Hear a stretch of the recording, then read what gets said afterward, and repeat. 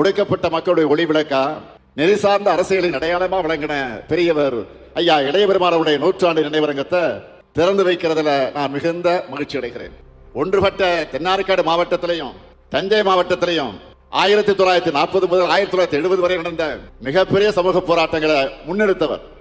இப்படி இவர் தொடர்ச்சியாக போராடினதுதான் ஆதி திராவிட மக்களுடைய எழுச்சி ஏற்பட காரணமாக இருந்தது. தென்னார்காடு மற்றும் தஞ்சை மாவட்டங்கள் அவர் நடத்தின மனித உரிமை போராட்டங்கள், தீண்டாமை எதிர்ப்பு போராட்டங்களை பட்டியலிட்டு சொன்னதை கேட்டு ஆனால் அம்பேத்கர் அவர்கள் ஆச்சரியத்தோடு பாராட்டினார். 3 ஆண்டு காலம் இந்தியா முழுக்க பயணிச்சு சாதி கட்டமைப்பையும் தீண்டாமை கொடுமையை ஆய்வு செஞ்சு அவர் கொடுத்த அறிக்கை இந்திய சமூக அமைப்போடு சாதி இவர்களை மறைக்காம துல்லியமாக வெளிப்படுத்துச்சு. பிற்காலத்தில் கொண்டு வரப்பட்ட வன்கொடுமை தடுப்பு சட்டத்துக்கு அடித்தளமே பெரியவர் இளைய பெருமாள் கமிட்டியோட அறிக்கை தான். இன்னைக்கு தமிழ்நாடு அரசு சார்பில் 29 அர்ச்சகர்கள் நியமிக்கப்பட்டு பல்வேறு கோயில்கள்ல பணியாற்றி கொண்டிருக்கிறார்கள் சொன்னால் பெரியவர் இளைய பெருமாளுடைய அறிக்கையும் அதற்கு ஒரு முக்கியமான காரணம்.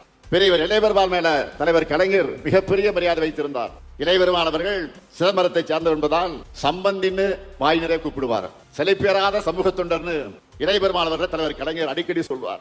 சமூக விடுதலை பயணம் என்பது நீண்ட நெடிய பயணம். அதுக்கு காலம் பிடிக்கும். எல்லாம் மாறும், எல்லாம் மாறும். அதற்கு பெரியவர் இளைய பெருமாள் போன்ற தலைவர்களின் வாழ்வும் அவருடைய பணியும் நமக்கு வழிகாட்டட்டும். ஐயா இளைய பெருமாள் புகழ் வாழ்க.